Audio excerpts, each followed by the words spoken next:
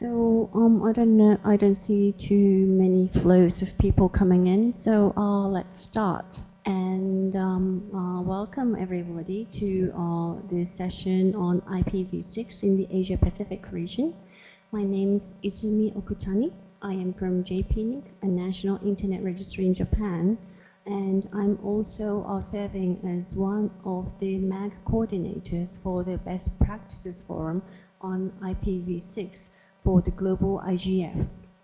So I'd like to just, take a look at how many people in this room are familiar with IPv6. I do see familiar faces, but can you raise hands on if you think that you know what IPv6 is? Can you just, show your hands? Okay, so I guess everybody knows what it is, so there's no need for introduction. And so then I'd like to introduce why are we discussing about IPv6 in the APrIGF, while there has been, this topic has been discussed many times in on many of the technical forums as well as some of the RIR or NIR meetings. And the reason is that to deploy IPv6 and make it truly effective for the internet, you cannot do this on your own. And it's not just a matter of a single organization, but then, and it's not just the technical operators who's willing, who has the knowledge and willing to deploy, but you need key business decision makers to agree that they can start their V6 to be commercially ready.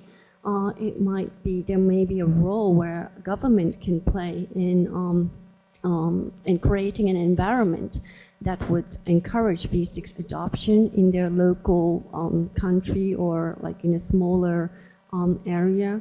And so there are various players that you actually need for the internet as a whole to be V6 ready.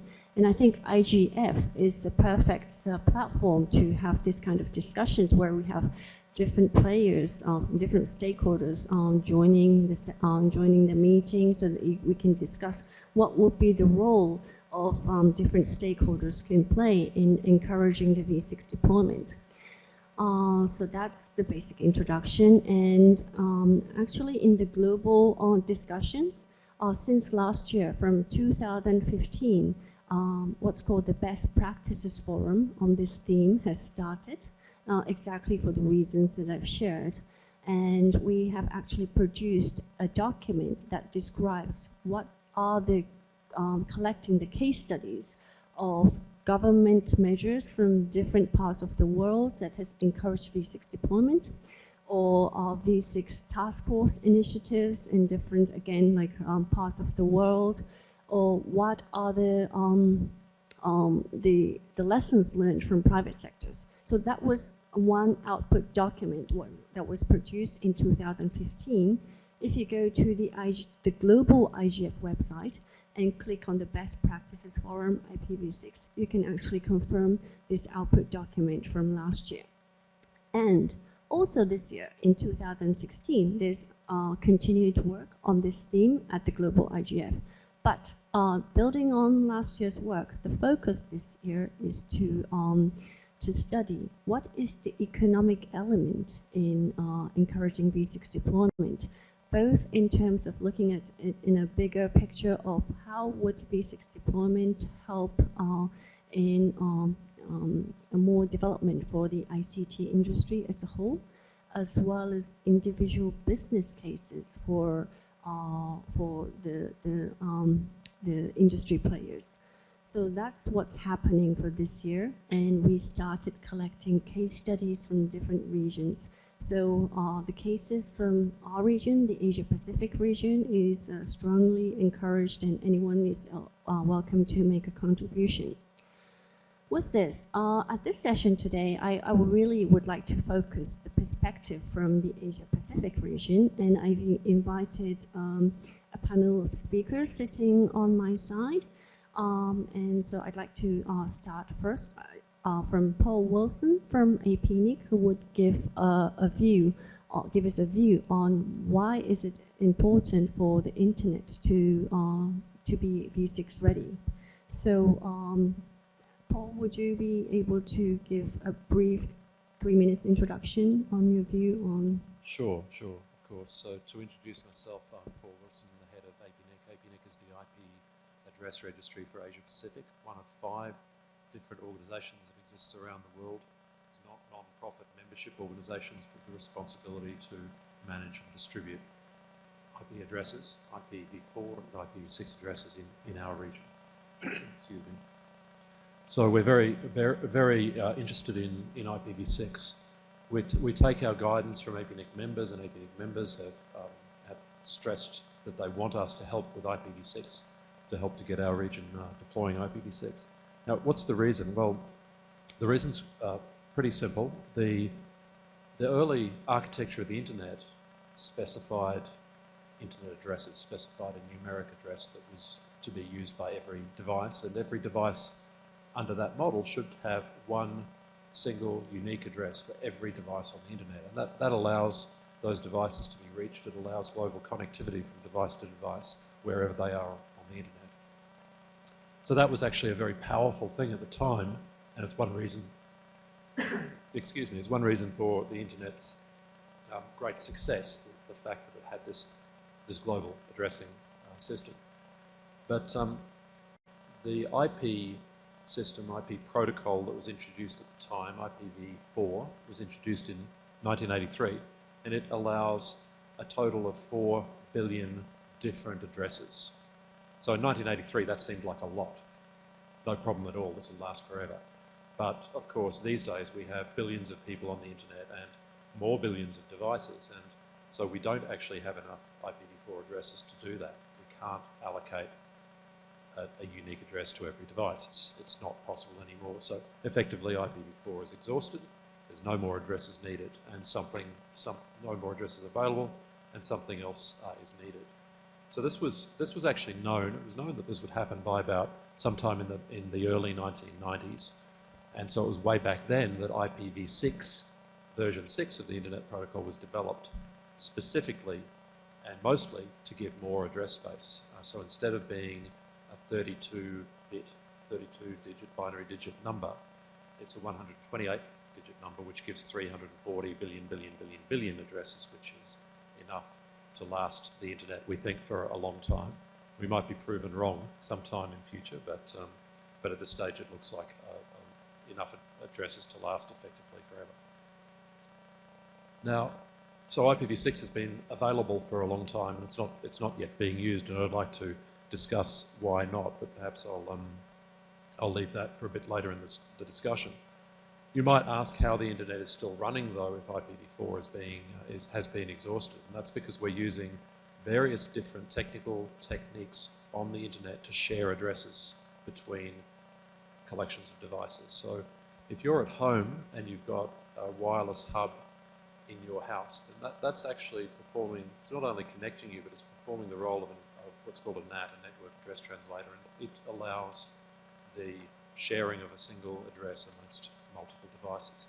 Now that's all very well and it works well, but there are limitations to the way that can keep on being used more and more throughout the internet. So if the internet was to grow for another 10 years and we were relying on this network address translation system, then the internet would be much less efficient than it is today. It would become more complicated.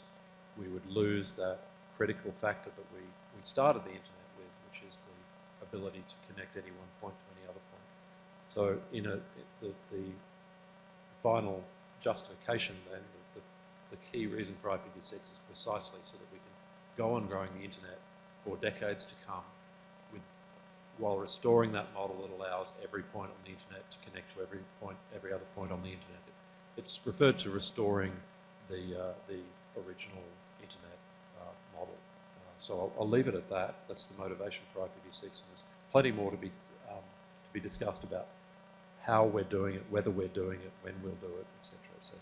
Thanks, Izumi. Thank you very much, Paul. I think that was very comprehensive and good opening for understanding why we need to, why we want to encourage v6 deployment. So if for the internet to keep growing in the way we do to maintain the nature of the internet, it's important that we encourage v6 deployment.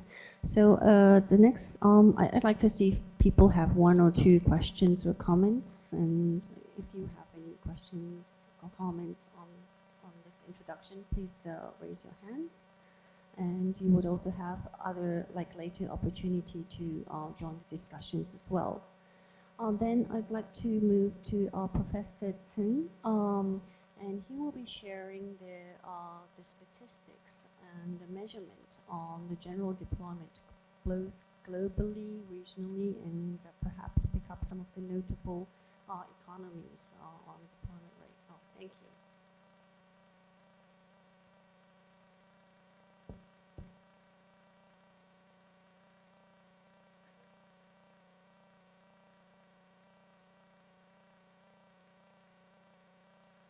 Good afternoon, everyone. It's my great pleasure to be able to talk about the current status of IPv6 readiness measurement. 3 years ago, I initiated the IPv6 readiness measurement board in the APrIGF 36 conference. And up to now, there are 30 presentations. And as I know, almost all of them introduce the current status of the IPv6 deployment in a country, an organization, or a region, but with different kind of the measuring criteria. So among all the different kind of measuring criteria, there are 3 common criteria. And the first one is the IPv6 allocation and the BGP advertisement. And the second one is the service availability, and the third one is the user availability. And according to the RIPE NCC survey, as you can see in this graph, the BGP advertisement is growing steadily all over the world. Yeah.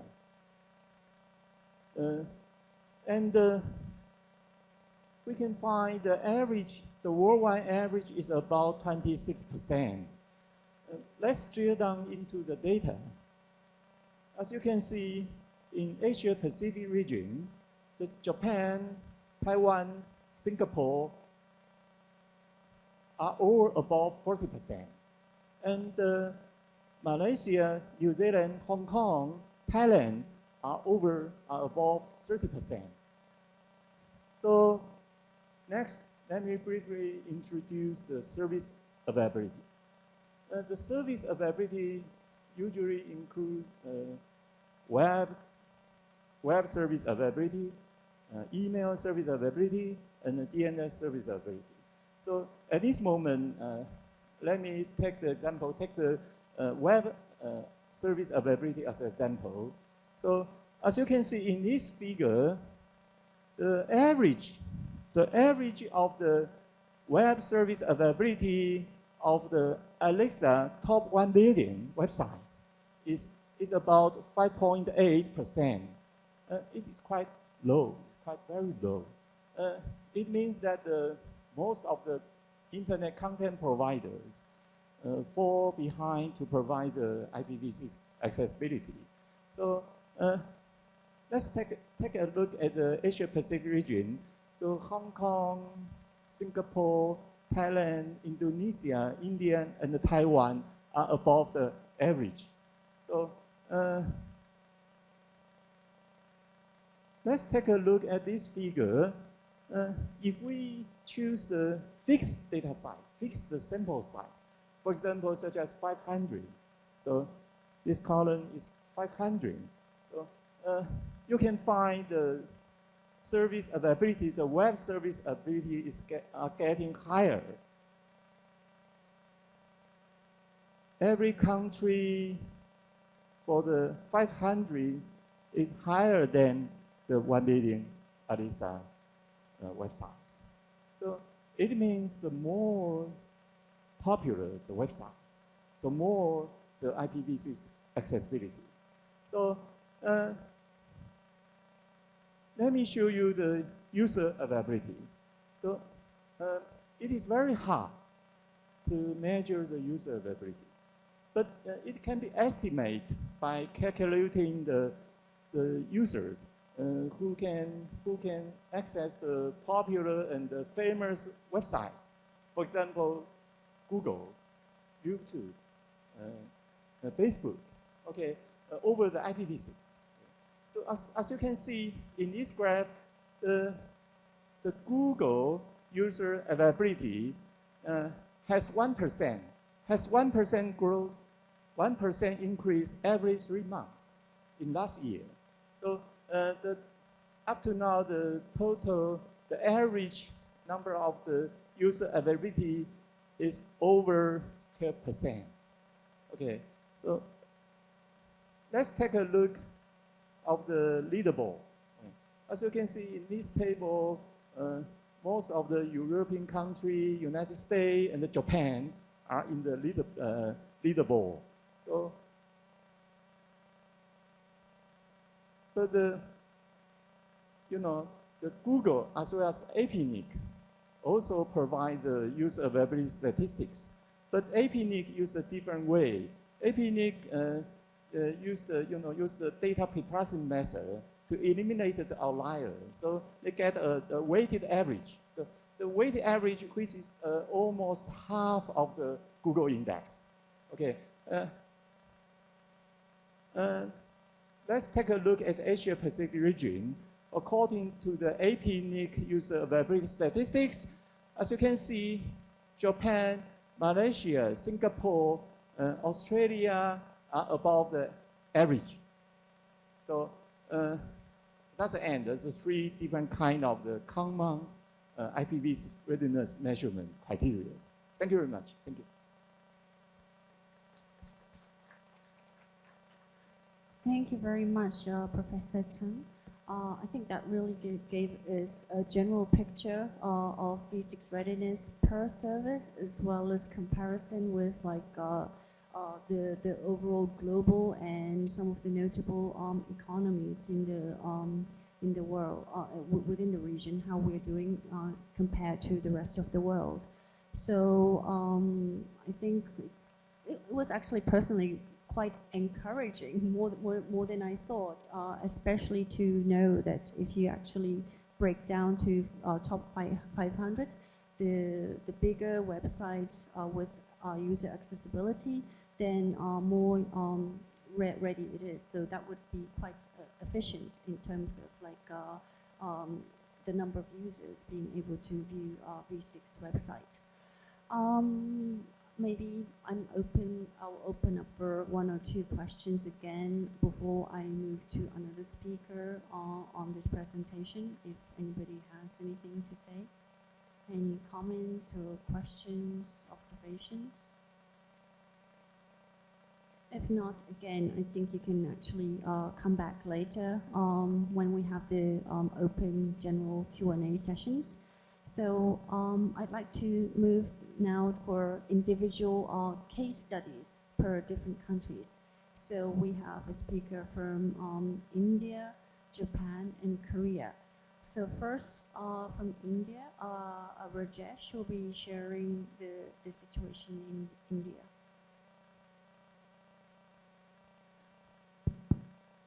Thank you, Izumi. India, we are a growing country. And after the change of government 2 years back, the government has got a lot of targets. To fulfill that target, they are laying the infrastructure. We have got the target of 600 million broadband connection on the fiber to the India by end of 2020, and 250,000 villages has to be connected with the optical fiber network. These all figures can be achieved only when we will be converting ourselves, or we will be doing the dual stack of the IPv4 and IPv6, because IPv4 is not there, and buying from the market and using into the network is not going to make a business case of that. Izumi, you asked one question, why IPv6? The question is, now there is no IPv4 yet. And if you want to grow, and if you want that your country should grow with the broadband penetration, you have to convert to your IPv6. Also, the security monitoring agencies are also finding problem in the developing country like India to monitor individual users, and if the service provider has the capacity of taking the port number of each and every individual by netting, doing the netting on the IPv4, that's up to them, but IPv6 is compulsory. In future also, when each of your device, whether it's microwave oven, fridge, AC, will be on the network, and if you want to enjoy the cool room with the hot food, we require individual IP address, IPv6 destination. The problem in India right now, presently what we are facing, while the service providers are ready with their network, the encouragement is not coming from the user side, as well as the government is little idle, I will say, presently. In spite, the government has come out with the roadmap number 1 and 2, and so on they will go. But till the time practically they will not convert all their application, all their server to IPv6, the requirement from the user will not come. And if once the government mandate that banking side, Indian railway side, airline side, and the payment gateway sites are to be converted to the IPv6 or dual stack of IPv4 and IPv6, automatically we will find that the penetration of IPv6 will start a lot. In a democratic country, mandating anything is very impossible, and that too into a democratic country of India. Apart from that, from the user side, lifeline of our equipment is very long. We are using the equipment till the last breath of the equipment.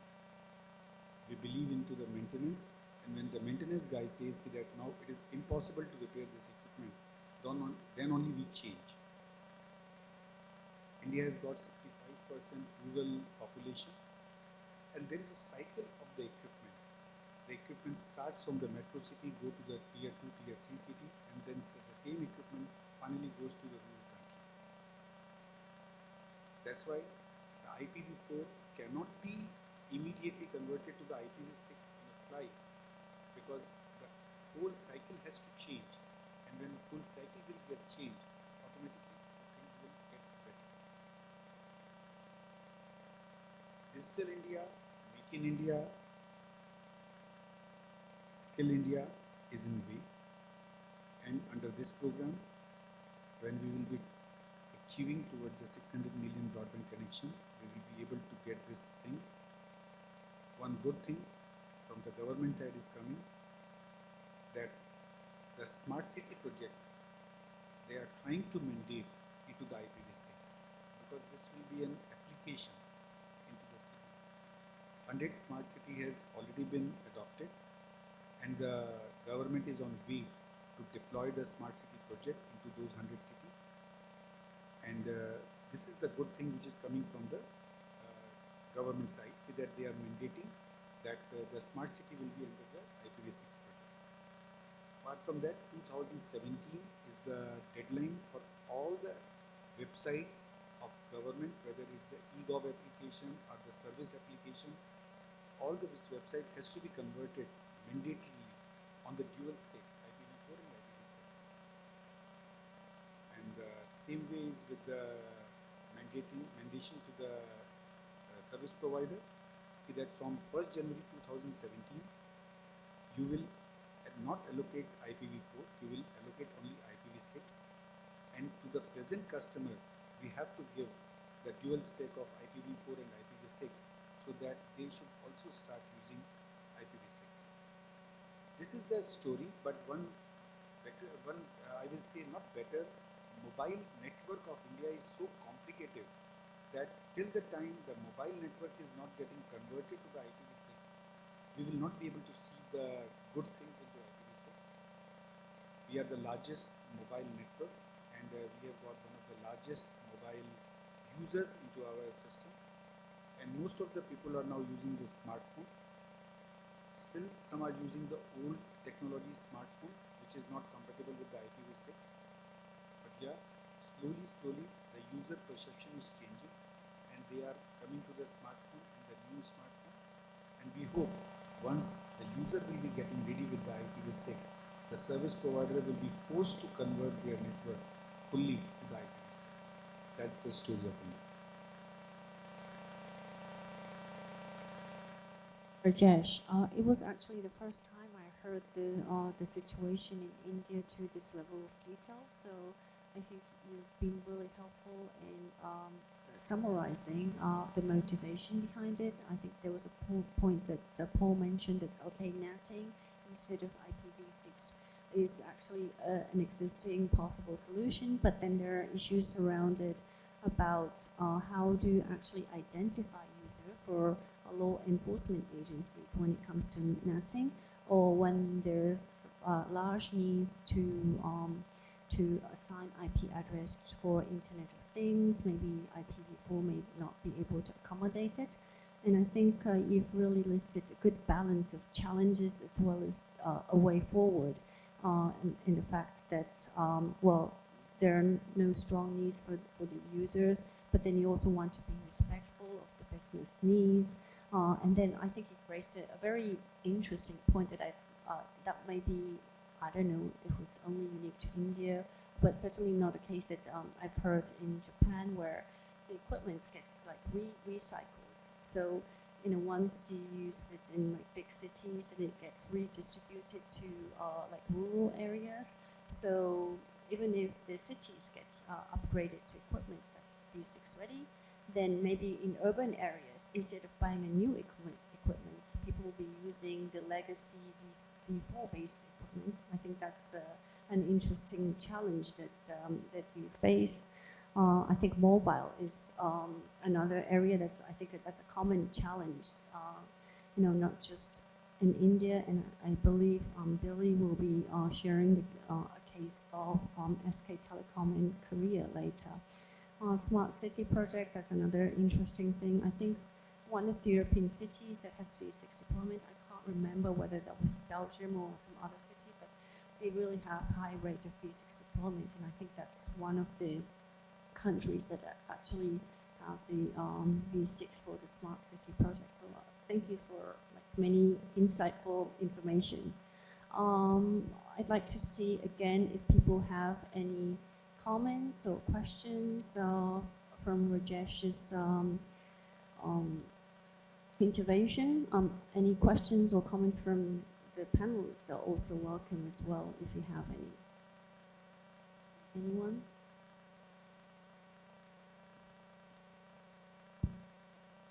I'm Rohan from Sri Lanka.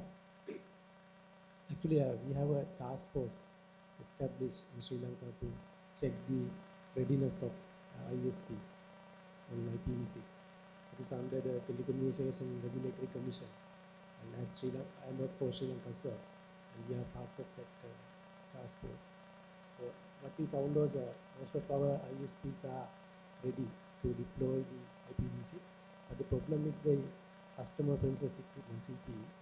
So they are not ready to deploy and provide the services to the customers. So for the ISP point of view, they don't have budget to replace all the customer premises equipment which is compatible with IPv6. So that is the currently prevailing issue. But I think in future they will spend money to buy new customer premises equipment, and it will be increasingly deploying IPv6 in Sri Lanka. Oh, thank you so much. I also didn't know this the readiness situation in Sri Lanka, so that was really interesting to hear. And the issue with your infrastructure is ready, but customer CPE is not ready. Is I think not just the case in Sri Lanka. So maybe I think Paul. Everywhere. Yes, exactly. Paul? I think the thing to bear in mind though is that the internet is growing. We hear all the time that there are new users coming on all the time. I mean, this is what life is on the internet. It doesn't stay the same. So the question is, what is the equipment that's being installed? Because there's a lot of new equipment being installed. It's not, so it may not just be the CPE, but it will also be the equipment that serves the CPE, and that's clear. But the point is that whether it's new users coming on or upgrades to services and so on, this is happening quite often. Services being upgraded.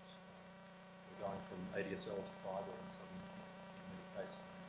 What needs to happen is enough advanced planning by the ISPs to actually know that when time comes to do an upgrade, they're going to make sure it's IPv6 compatible. And I saw a brilliant example of this last week in Vietnam, where the overall deployment rate has reached 1% in a very, very quick jump. And it came from one service provider decided that they would start deploying IPv6 cable connections for their new cable connections. And they've gone to the extent of 80,000 connections. They've stopped right there for the time being because they're testing and making sure that it works. But it was a very good example that just by simply making a plan, doing it in a staged way, and with that testing, because you don't want to assume that everything's going to work, particularly if not when you're delivering custom services to end users. It was a very good example that shows very clearly on the APrIGF stats that you've got a jump that contributed to Vietnam's deployment now going to 1% because this particular ISP is getting 5% of the users. So 80,000 customers, they're pulling 25 gigabits of traffic on IPv6 from the major service providers from Google and Facebook. So they're right now in the process of just making sure that that's all working before they keep rolling it out. It's just a very good case example of a deployment in progress being done in a way that's working very well. Thank you, Paul. I think that was good to hear a successful case within our region, and I understood your point that by planning it well, you can actually make this happen, and maybe the new people who are actually joining this initiative has more advantage of it because you can actually plan it well in advance in steps in more structured way. So thank you very much. That was something that we can all keep in mind. Let's see if anybody else has any comments around this. If not, let's move to the presentation from Mr. Akagawa from the Ministry of Information and Internal Affairs and Communications, the MIC from Japan.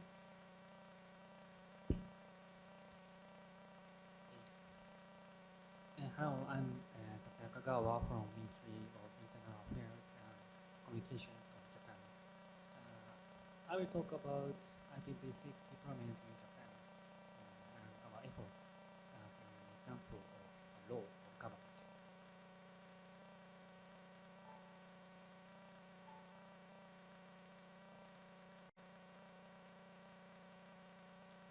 First, why does the Japanese government promote IPv6? The key point is, of course, the development of the Internet. The Internet is now the foundation of daily life and industries. So development of the Internet leads to improved convenience in daily life for our nation and development of the industries in Japan as a whole. There are fundamental policy goals for government. IPv4 address exhaustion is a barrier to the development of the Internet. This is the basic idea of why we promote IPv6. Please show next slide. This is the MIC's action for IPv6 deployment. MIC established a study group in 2009 to consider the measures for promoting IPv6. About the member, various players participate in the group, such as carriers, internet service providers, network equipment vendors, corporate users, academic experts, and so on.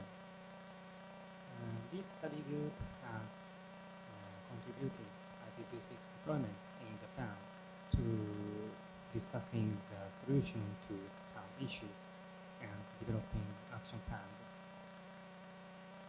The study group releasing the report 4 times. MIC has been publicizing the importance of IPv6 actively.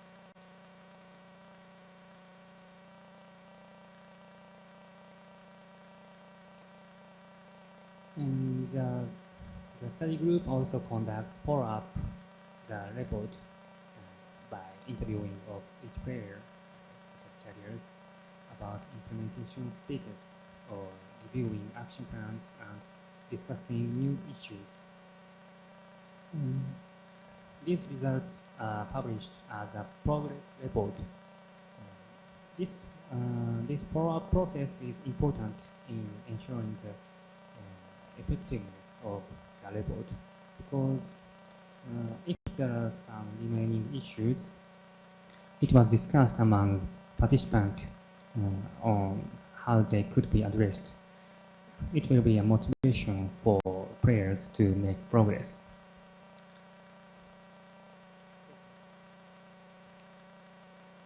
So I will introduce the point of latest report of the study group. MIC published the fourth report in January 2016. One of the basic thinking is IoT, Internet of Things. We recognize the role of IPv6 is changing from a measure against IPv4 exhaustion to indispensable use to the IoT era.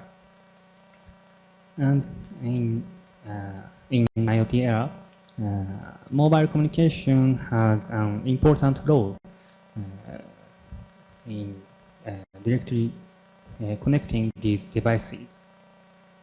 But mobile network operators have mostly not deployed IPv6 in Japan. So we decided to include achieving a situation where IPv6 is provided by default to smartphone users with no additional burden by 2017. Mobile operators express their intention in the process of discussion at the study group. And continuing follow-up is also important. At the end of my speech, I'd like to summarize the role of and involvement of the Japanese government for IPv6 deployment. There are other industry-initiated activities in Japan. Of course, the IPv6 deployment should be private sector driven because it is a management issue for each company. Japanese government have a mind to support their private sector's activities. So we consider any activities which have synergies with such activities. Concretely speaking, for example, awareness raising to key stakeholders through the study report, or facilitating a place for discussions among various key industry players at meetings to follow up from the report, and other activities which are challenging to conduct in private sector. That's all. Thank you. Thank you very much, Mr. Akagawa. I think this actually, you touched upon a couple of points that was also mentioned by Rajesh. So I think Rajesh mentioned that it's a bit difficult for governments to regulate things, being a democratic country. But so I think it's the Japanese government is taking basically, based on this this policy that you don't force or regulate the users, and you tolerate the initiatives by private sectors. But the government played the role of a place for facilitating discussions and then they produce the report. And what's interesting about the case of Japan is that they don't just produce the report, they actually do the follow-up to confirm, gather stakeholders to see the progress. And if there's a particular stakeholder that is not making a progress, you discuss among everybody what the issue is and if there's anything that other stakeholders can do. So that actually, helped in providing an environment that would consider a way forward as all together, as well as I think it's a bit of a peer pressure that if you don't actually address your own part, then it's a bit embarrassing. I don't know if it works in all cultures, but it certainly worked in Japan, as you can see from the rate of deployment. Another thing that I thought was interesting was, so after producing the report, and I think there's really high rate of deployment by access line providers, the government now produced the next step report focusing on the IoT and mobile. And that I think as a result of the report, the mobile phone providers have actually, I don't know, the word agreed would be too strong or not, but I think they're conscious and have basically, willing to move forward to have all the users, their smartphone subscribers to be ready, V6 ready by 2017. So let's see how things will go on this collaborative measure and the progress after this report is published. And I think this really provides a good segue to the next speaker, Billy. But before I go, let's see if people have any questions or comments about Mr. Akagawa's presentation.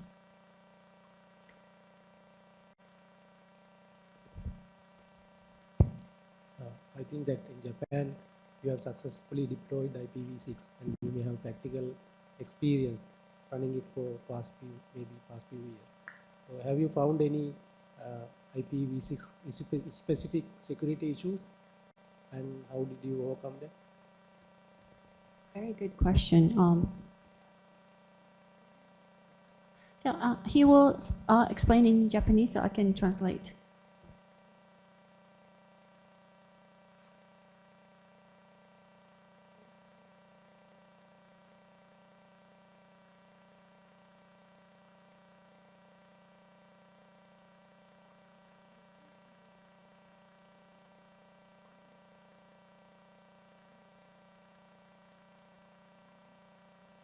So based on the research by the Japanese government, they consider there is actually no IPv6 specific security issue. So there are common security issues for both V4 and V6, but there's no fundamental big security issue that is caused by IPv6.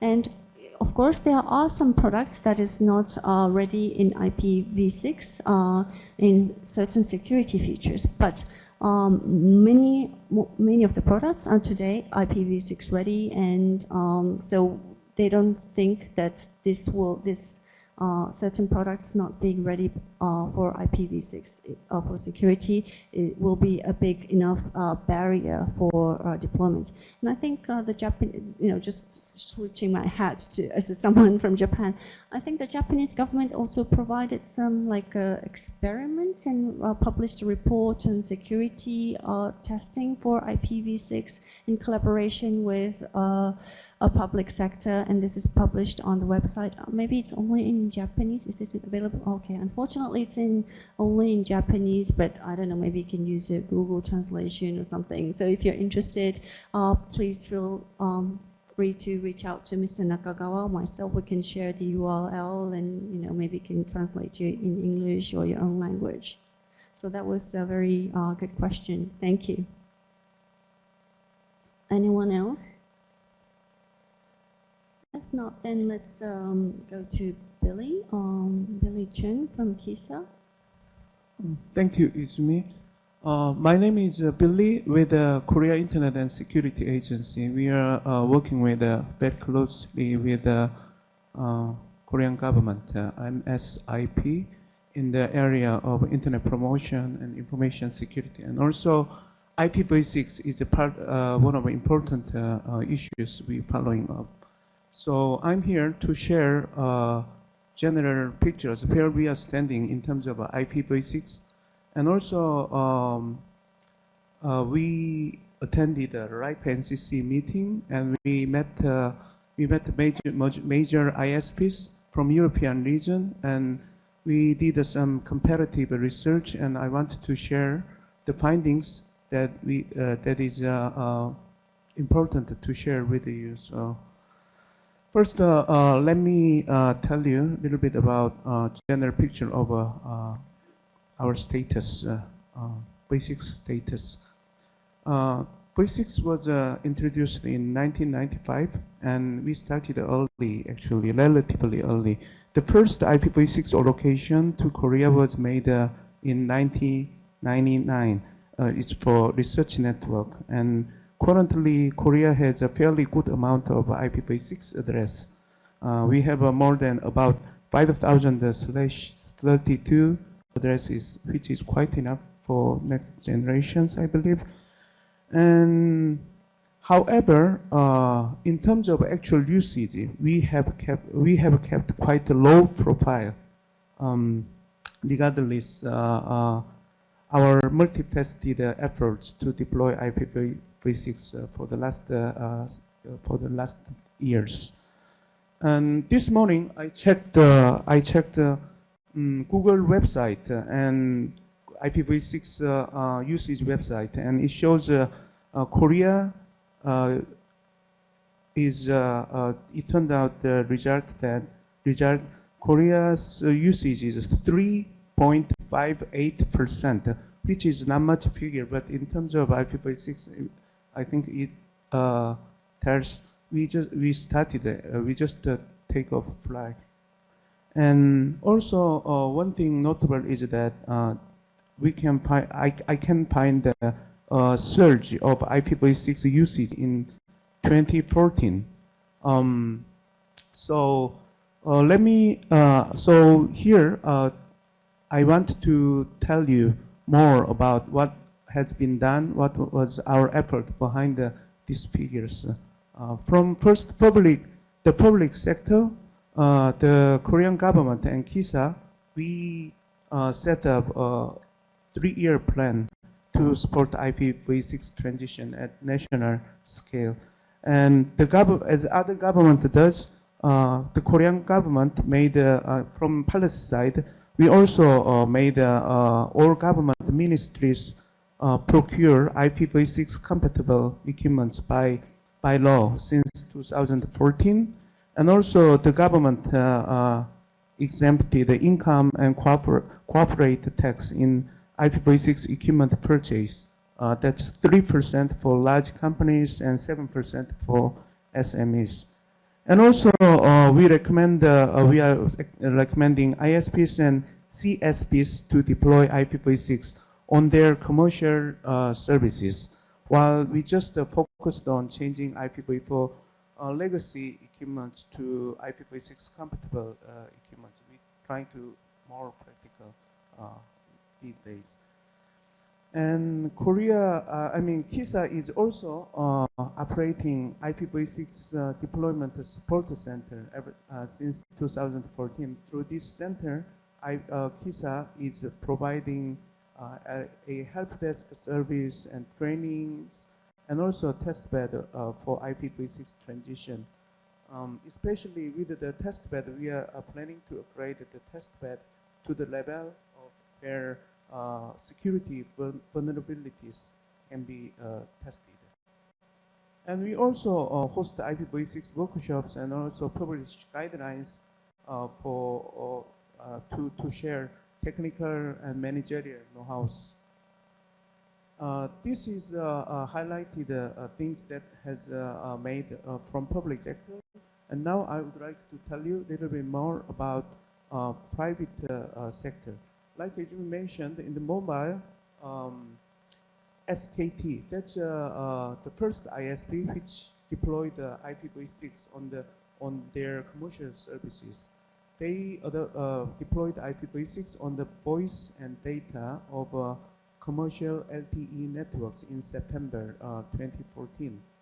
Followed by this, in December through collaboration with KISA and major CATV operators such as CJ Hellovision and CNM and HCN also deployed IPv6 on their commercial services. And this year, Naver also commenced the IPv6 applied commercial services. Now, IPv6 services are being provided for 11 regions with about 60,000 subscribers in Korea. And I think, hope this explains certain IPv6 traffics on Google website for Korea and give us some general pictures of where we are standing. And I also have some maybe interesting or you already knows findings from interview with the European ISP. Should I go or should I save this for discussion later on? I think that's a very great way to move on to the discussions which I was planning to do for the Q&A on observation on the successful cases and unsuccessful cases, and what would be the any trend that you observe. I think that would be excellent if you can share. But before you go, maybe people have questions to what Billy has shared so far. Any comments or observation about the situation in Korea? Thank you, Billy, for sharing both the public and private sector initiatives. So I think we have a question from the floor. Can anyone pass the microphone? Hi, hello. I'm Tomohiro Funisaki from the NTT1 Japanese telecom operator, and just want to ask about the security of the mobile.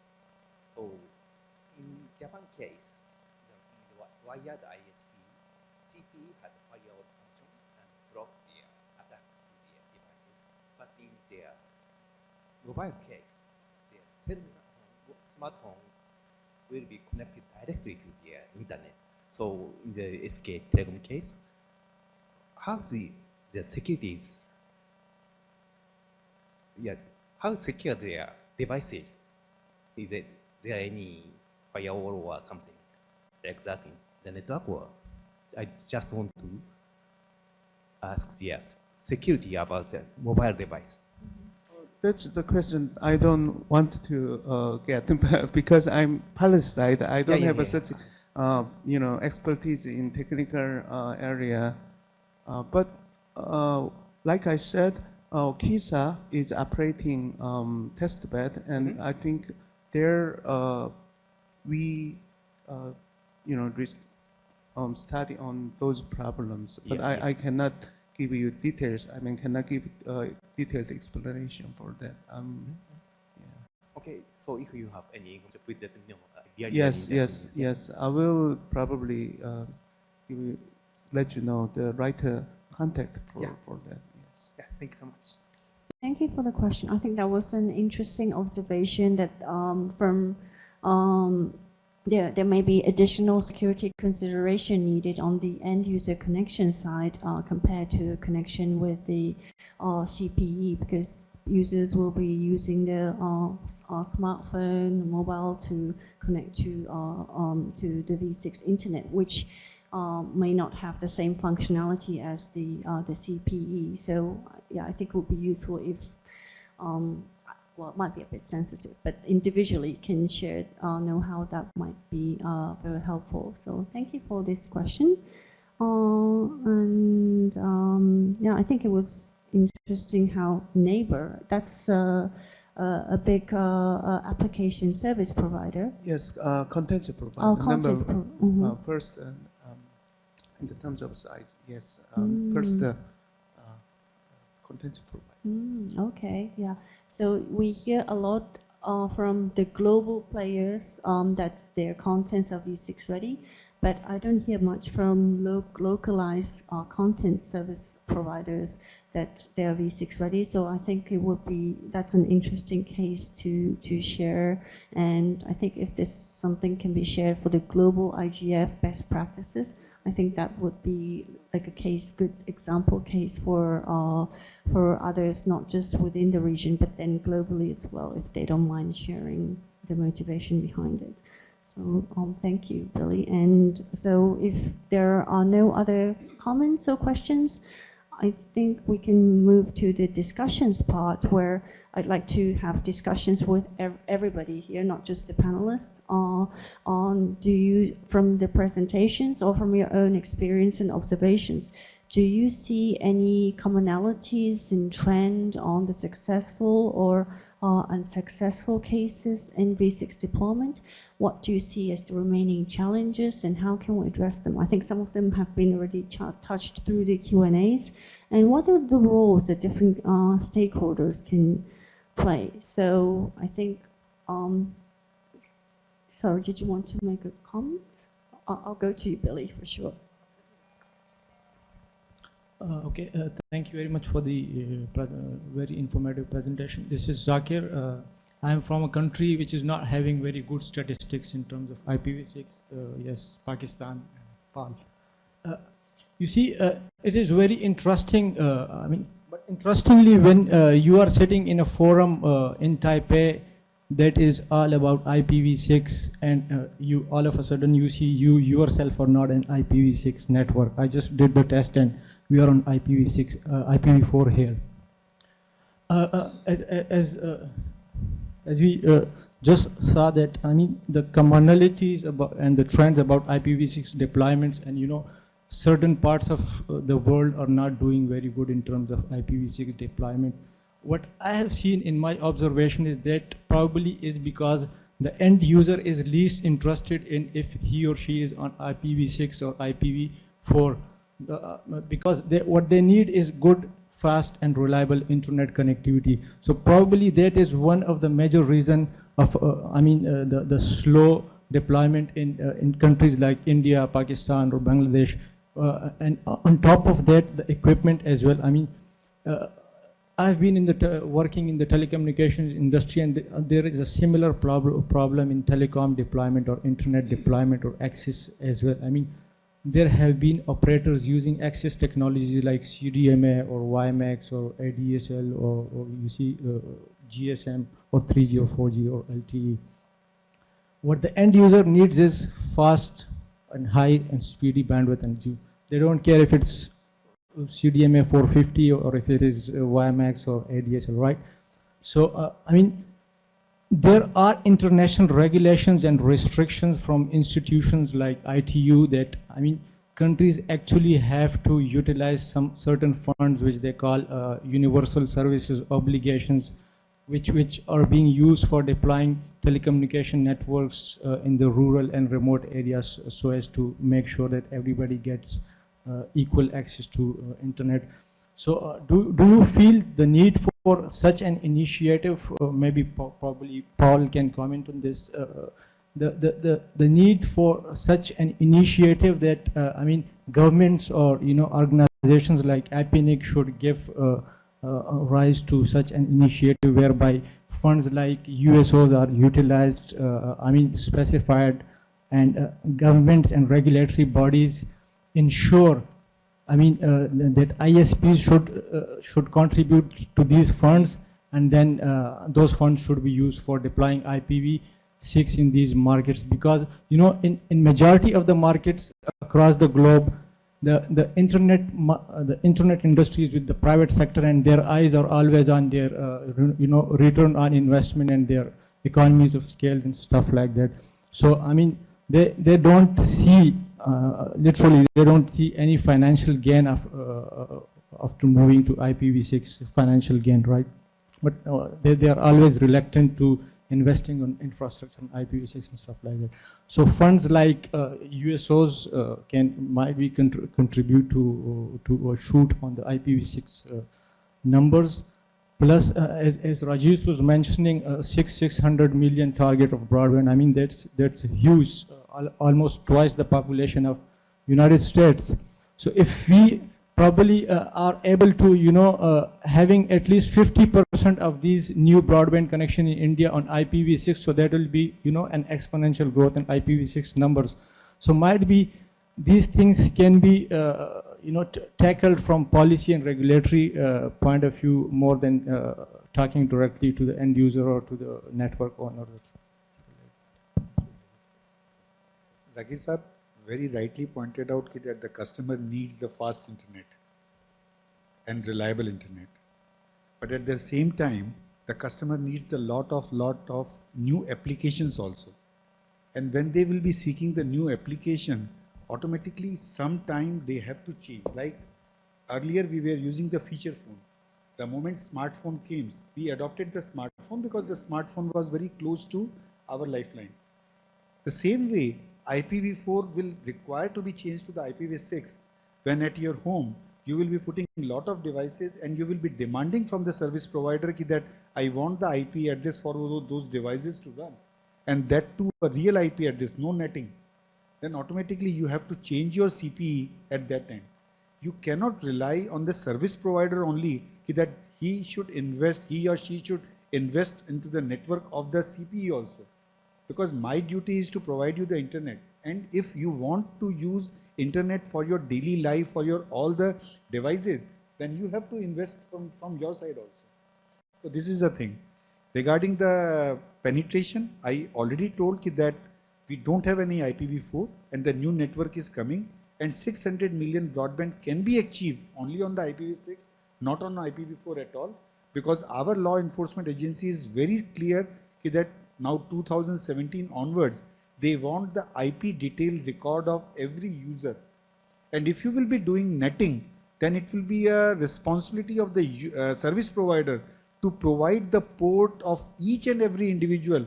I don't think we are able to do that. Could I just answer in terms of what governments are doing? I think we should be very cautious about asking governments to specify technology. I think we might regret that down the track as a general principle. But I think it's important to link, and has been important to link IPv6 as a special case with other governmental programs and visions. So, for instance, in APrIGF's work with APEC-Tel, we found that some years ago, APEC-Tel had adopted a grand vision for broadband deployment throughout APEC countries. They wanted to have kind of comprehensive broadband deployment by about now, actually. And we found it was a good way to link to that, to say that, and to convince that that was not going to happen without certain things being in place. And we successfully had IPv6 adopted as one of the conditions that they were going to promote as a very special case, as an enabler for that vision. But it was really, I think, very important to link the technology to the vision, which is what the governments should be setting, the policy and the direction for the future. And that was one case where I think we successfully were able to do that.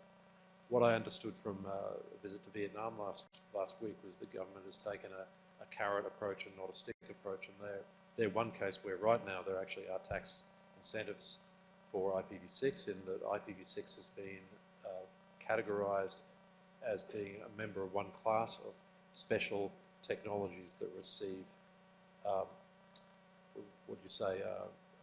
beneficial treatment or beneficial treatment in a tax sense. So there's a relief of VAT and a relief of import tax for certain classes of technology, and IPv6 has been adopted as part of that. So again, it's a case of having IPv6 recognised within some existing government program. I think that becomes quite feasible as a policy move then. Thanks.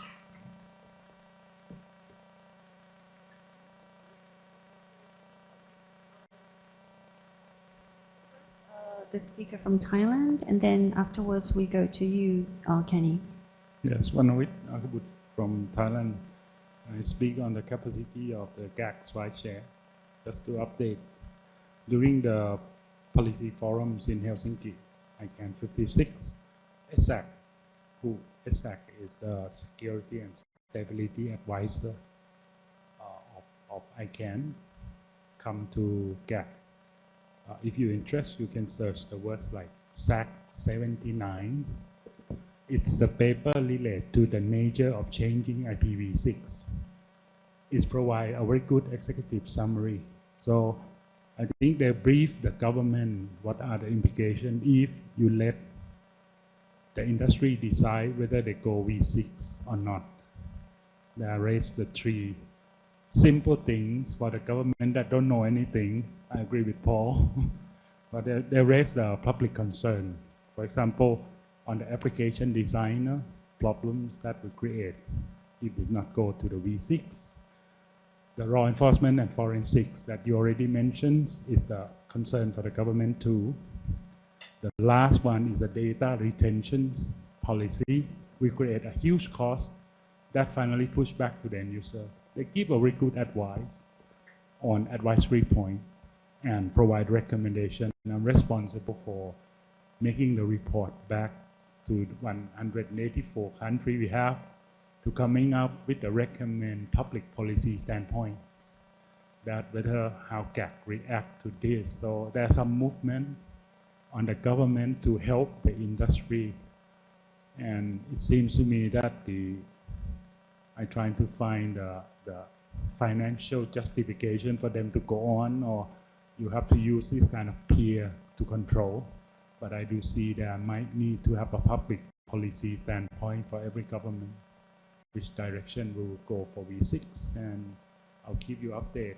Thanks that you invite me to the IPv6 group already. I will keep update through that working group. Thank you. Thank you very much for sharing this update and what you see from the GAC perspective. I think that was interesting, and I think we see a commonality that the point that Rajesh mentioned, and I think earlier Paul as well, about netting, that it will be challenging and would impose additional cost by having a system that you need to keep record of who the user was by adopting the netting. So you might think V6 costs, but then netting might also cost as well. So let's go to Kenny. Yes, just Kenny Huang, Executive Council member of APrIGF. Just clarify, because as a local committee, suppose we is quite shame without running the conference here without IPv6, because the network was sponsored by local carrier, and that's why I explained they have difficulty to provision IPv6 service within such a short period of time. That's why Envision, and they mentioned, they explained the result. And also I checked the Google website, up to today, the Google IPv6 adoption in Taiwan is only 0.29, so it's quite a shame. So that probably explains because the local carrier, they are reluctant to provision that kind of service. That's why we only have IPv4 today. And the other excuse, I just realized, the recent key application, Pokemon Go, and it doesn't support IPv6 well. So in the official website, he recommends all the users turn off their AS and switch from IPv6 to IPv4. So I assume you can play the Pokemon Go very well here. Thank you. Thank you, Kenny, for sharing the situation and the background behind the network here locally. I want to add really quick point. From about the speaker, the observation which was made that the end user actually don't care whether they're using V6 or V4, and they just care about the stability of the internet, the speed. I think this is very true, and in case of Japan, what ISPs have decided is that they don't let the end users care what, so they don't need to subscribe, we want V6 network or not. It's going to be the ISP side that they will have all the end users ready as default. And they made that decision because it's for their service benefit, for the long-term sustainability of their service, for user growth, as well as I think some of the cost factors being mentioned about additional cost in netting to keep the record, as well as if you update the equipment, then most of the updated equipment are V6 ready. So it's not like, conceptually you might think V6 is additional cost, but you actually can be V6 ready by simply updating your equipment. So that was a quick comment from my perspective from Japan. And then let's go to Billy. Well, actually, there's one question from remote. So sorry for keeping you on, but this is very much in sync with your next comment, Billy. So there's a question from remote. It would be from Roger. It would be interesting to summarize similarities and differences between countries, different countries' V6 strategies, and also opportunities for synergies and cooperation. As a suggestion, perhaps the board can consider an independent subcommittee to address the security concerns. They can study each country's approach to enabling V6, deploying V6, then provide their finding and recommendation to APrIGF board. So I think the idea is maybe we share the common practices and observations and share information, including some of the security concerns. So I think that was a good and interesting suggestion. So thank you so much for your patience, Billy. We were very interested to hear your comparison and observation on the European ISPs. As I explained, we, Korea, and also other countries have a lot of efforts with huge resources, but still struggling with challenging issues in IPv6 transition. The cost burden for IPv6 transition is still high, especially for SMEs, and also there is a fear and uneasiness against V6 from security perspective. There is merry-go-round between companies in moving to IPv6. I mean, companies shift the responsibility each other. There's no IPv6 content. Infrastructure is not ready for that reason. They are hesitant to move. So, KISA, we try how to to solve this kind of problem, to find a breakthrough. We think it's very important to, just like remote participants said, important to study other cases and try to compare and find the commonalities and difference. So KISA attended LIPE NCC meeting, another region, which is normally we don't. And we had an interview with the major ISPs. So from the interview, I just want to share with you some of the interesting questions and answers. So first thing, first we asked why Europe region is relatively ahead of other regions in terms of IPv6 deployment. They said they have multinational ISPs, which led market, and so for that region, the market is very competitive. And also, in IPv4, CGN, carrier grade network, cause legal problems. And another thing is, if the CTO has a technical background, it's easy to make a decision to deploy IPv6. That's the question and answer. And another thing is that from government, do they have a government IPv6 support, government support in moving to IPv6? And almost,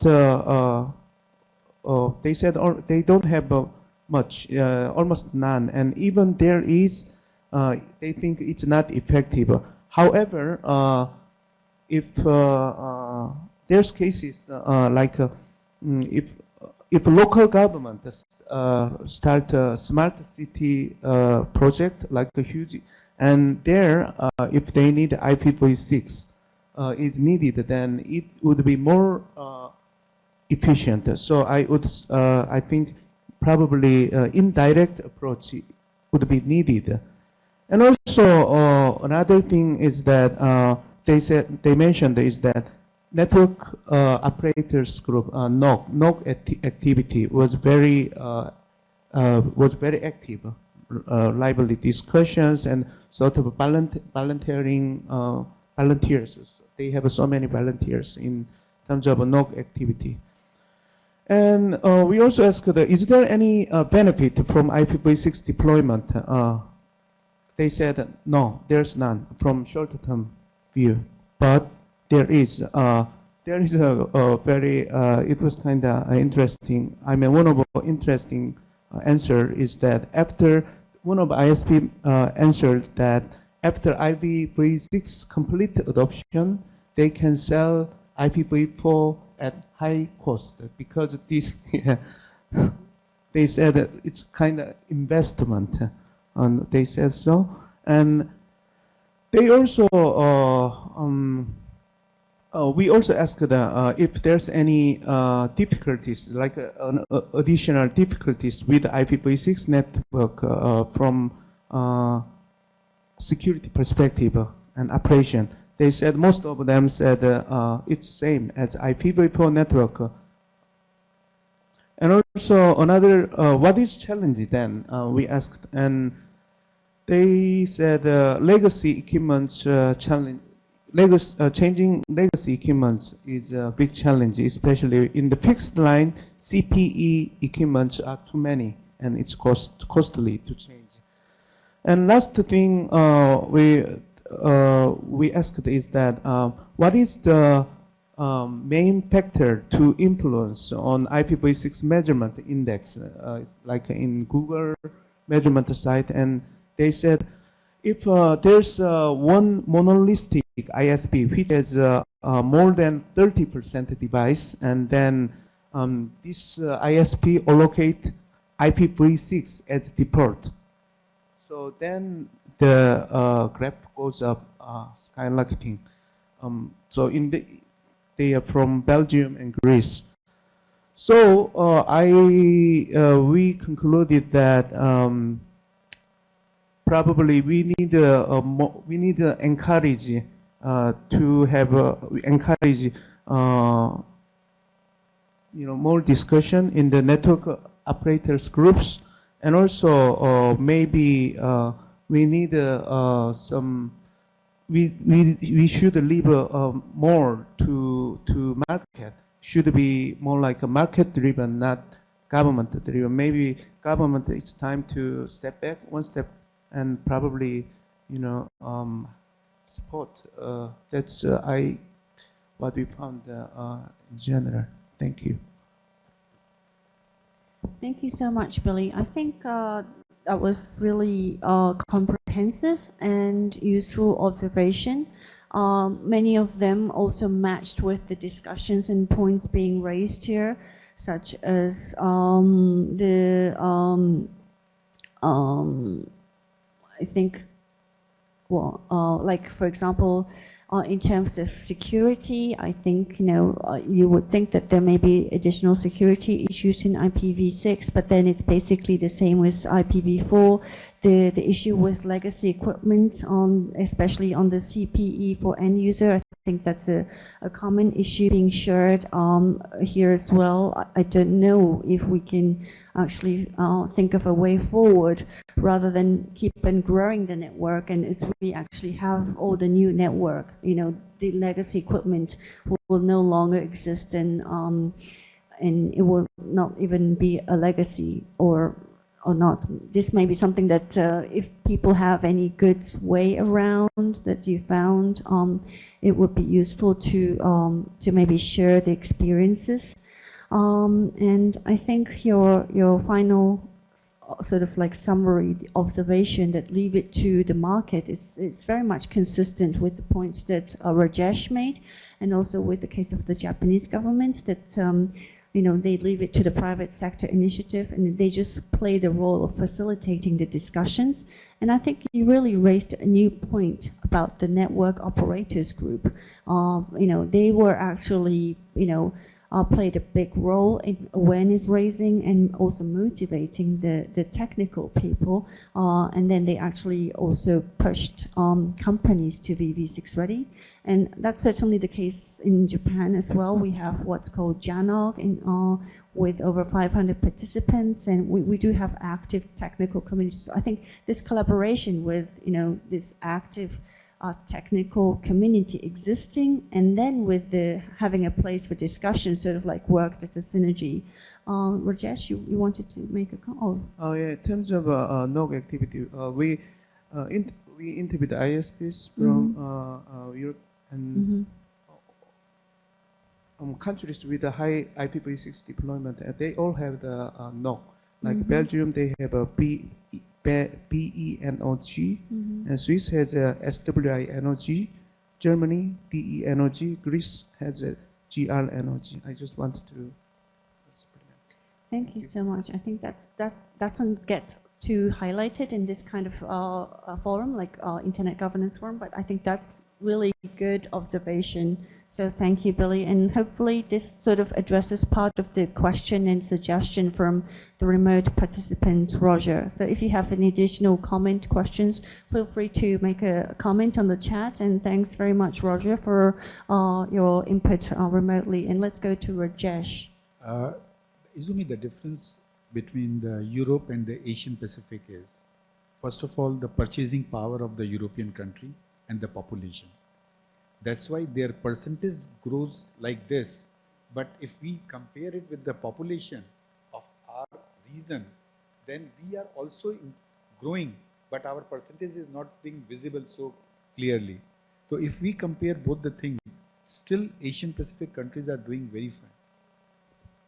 I think that's a fair and a good observation. That, and then I think that's also in line with the point that Billy made.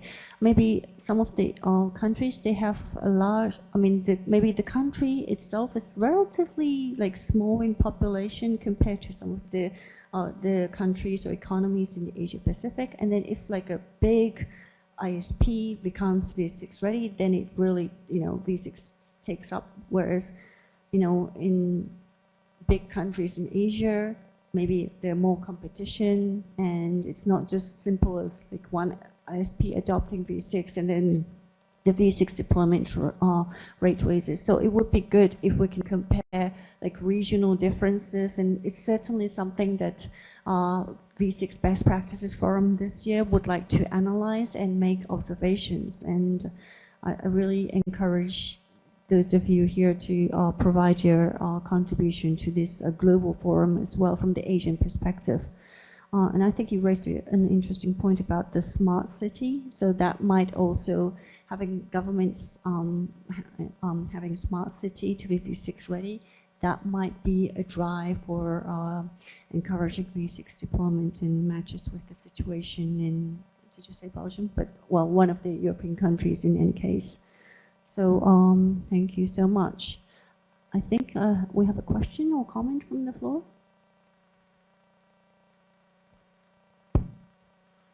So I'm Jerry I'm a local college student from Taiwan, and I want to talk about why the readiness rate and adoption rate of IPv6 has a huge gap. Like we have 40% of readiness, we only have, like just static, 0.3% of deployment rate. That's because unlike many Asian Pacific countries, Taiwan's ISP actually provided the CPE devices like in our homes. So they provided the cable modems and fiber modems to houses. So basically, most recently installed internet, like in the recent 5 years, their CPE is already IPv6 enabled. But they did not apply for the IPv6 service. I tried to, as a home user, I tried to apply for IPv6 dual stacking at the first place, like 2 or 3 years ago. But, however, the transition cost was very huge. It takes, I used to have a stated IPv4 address that needs to be taken away from me for a week because of the transition. They need to come to my house to change the CPE devices. And after that, after like a week or so, I finally been enabled for IPv6. But even so, they did not configure my CPU devices to actually get IPv6 addresses. I need to configure it using manually by myself. So that is why IPv6 adoption rate is so low in Taiwan. It's hard to apply, hard to configure, and hard to set up.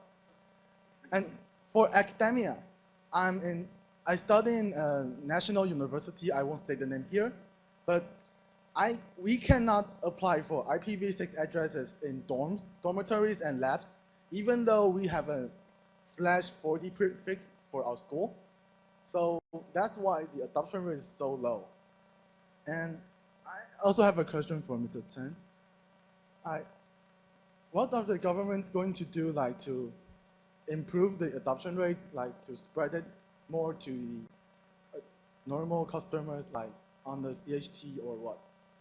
And also, the biggest ISP in Taiwan, the Chunghwa Telecom, their DNS service is still not IPv6 enabled. But that's what most people use by default in Taiwan nowadays. Thank you. Thank you for sharing the real-life experience from the local country, Taiwan. So, yes, this is a very important question. So everybody wants to know the reason why. So, me too. And as you may know, in Taiwan there are 3 different kinds of the ISP. The first one is Taiwan Academic Network. Is for all the schools. And the second one is a commercial ISP, it's a commercial internet services. And the third one is a government service network. So if you can take a look at the top 10 adopter of the IPv6, you can find that almost all of the top 10 are from academic. So that's the reason why you cannot, it's not easy to get the IPv6 service from commercial. So I'd like to mention at this moment it is a summer vacation. So summer vacation, the IPv6 user availability is very low because the school, the dormitory, most of the dormitory are closed. So that's the reason why. If you take a look at the maybe the March, April, then maybe higher, maybe point 3, maybe as I remember, maybe point 0.8, okay, close to 1.0, something like that. I like to mention for the government. I like to share the story with you. So 4 years ago, the JPNIC proposed government IPv6 deployment proposal to the Ministry of the Transportation and Communication. But this project basically is a 4-year project with no extra budget. Okay, no extra budget. Okay, so in the last 4 years, all of the 4,500 governmental agencies, okay, departments, all of the central government, the local government departments, all have been upgraded to be IPv6 capable. But this project only can raise the service availability, web service availability, not related to the user availability. So the user availability, the key is the commercial ISP. So therefore, 1 year ago, so JPNIC has established the working task force. This task force is composed of the commercial ISP, and especially the most important thing is the chair is the president of the HiNet. So I expect this task force. Okay, as mentioned, Mr. Ma is the president of HiNet. 2 days ago, he said Chunghwa Telecom will introduce the mobile service, mobile V6 maybe by the end of this year. So I expect this big breakthrough, okay, to provide the IPv6 services for the mobile user. Okay, but as you may know, in Taiwan there's a iTaiwan project. iTaiwan project is a lot of the hotspots across all the island. Okay, more than maybe 1 billion. Okay, I don't know. So it's a huge number of hotspots. So our goal is to upgrade this hotspot to be IPv6 capable. Okay, maybe by the next year. So this approach can raise the users' availability. So I'm also want to encourage. Okay, the point is how to encourage the commercial ISP, the network operator, to deploy, to upgrade their services to be IPv6 capable. Okay.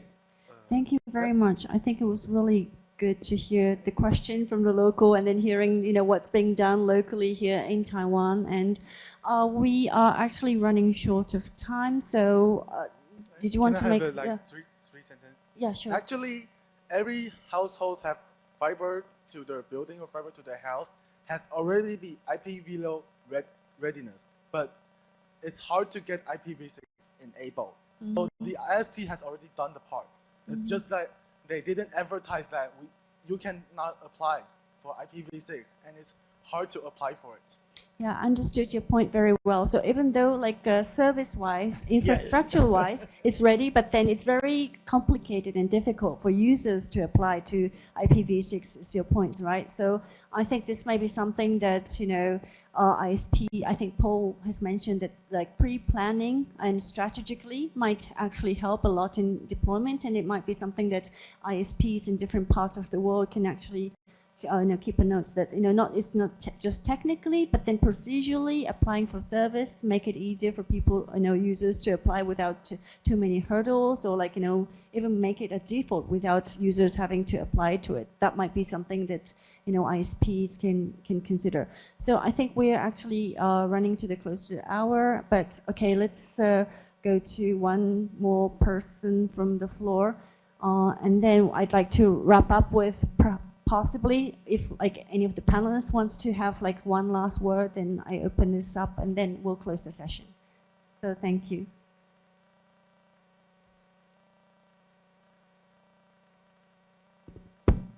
Okay, Gunda Chai from JPNIC.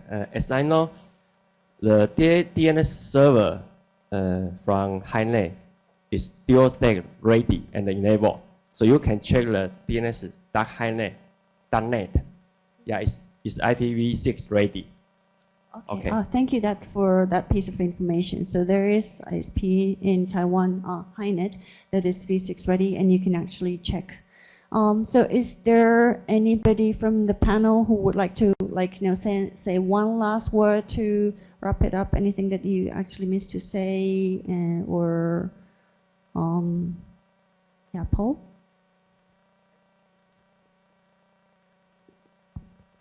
Look, I think there's been a lot of talk about IPv6 for a long, long time, and people still ask why isn't it done yet, and haven't we, or even haven't we found another solution now, as though we don't need it anymore.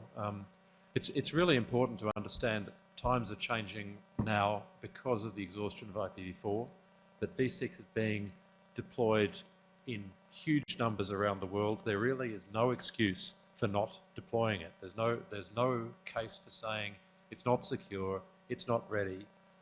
The mobile providers in the USA are doing it very rapidly now. The US deployment is advancing very fast. They're now at more than 30% of users in the US. That's more than 100 million users in the US who are using IPv6 today. So for anyone to say, well, we're not ready, or to make excuses really is not, it's not sustainable.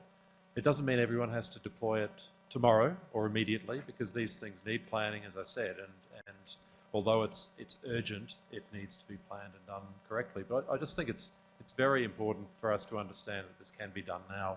We're in a situation now where, frankly, there's a V6 divide in the world, and there are countries which courtesy of their ISPs not moving, are lagging far behind on V6. And I think, although it is in the hands of the ISPs, there is something to be done here to avoid that V6 divide. It's something that can be done, and we just simply need to be moving and planning and not to be making sort of excuses or hiding our heads in the sand. But that's all. Thanks. For words on the direction forward in terms of thinking. And so a word from Mr. Nakagawa, and then we'll close the session. Yeah, I will comment shortly. Actually, the IPv6, the use of IPv6 is increasing. So according to the data by Google, as Dr. Chen mentioned, the percentage of IPv6 is increasing at a rate of 2 times per year. So even in Japan, it is not enough in IPv6 deployment, especially content side, as the data Dr. Chen mentioned. So we hope the private sector take the initiative to IPv6 deployment with a conscious of these global trends. So the Japanese government would like to support these activities. Thank you so much about the observation about the remaining challenges, the willingness for the government to promote the private sector initiative, and I think that really goes back to the words given by Paul on let's really be conscious and try to move forward with V6 deployment. And thank you so much everyone for joining. I think it was really lively discussions, and just a reminder that this best practices forum at the global IGF on V6. So if you actually go to the IGF website, the global IGF website, best practices forum V6, you can subscribe to the mailing list. Anybody can join, and I welcome contributions from the Asia Pacific region. Thank you so much.